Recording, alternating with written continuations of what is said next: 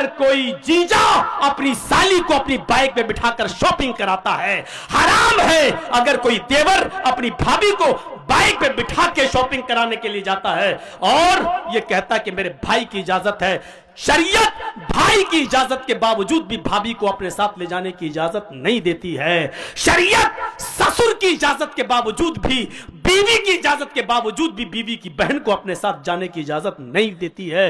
शरीयत शरीयत है, न तेरी बीवी का कानून चलेगा न तेरे बाप का कानून चलेगा। यहां कानून चलेगा तो फातिमा के बाप का कानून चलेगा। अगर मुसलमान हो तो फातिमा के बाप के कानून को मानो, अपनी बीवी के बाप का और अपनी बीवी का कानून नहीं। शरीयत शरीयत है, किसी के बाप की जागीर नहीं है।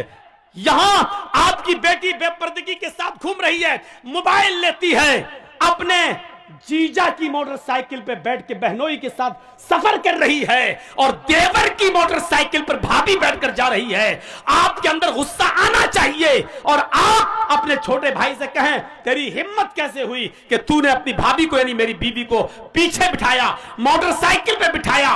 और एक ससुर को अपने दामाद पर गुस्सा आना चाहिए कि तूने अपनी बीवी को छोड़कर मेरी दूसरी बेटी जो तेरी साली है वो तेरी मोटरसाइकिल पे बैठ के बाजार या स्कूल क्यों गई है। इस गुस्से को संभालिए और इस गुस्से की जरूरत है यहां पेश करने की। आप इस गुस्से को परवान चढ़ाइए। मुझे जो कहना था कह दिया, जिसको बुरा लगता रहे।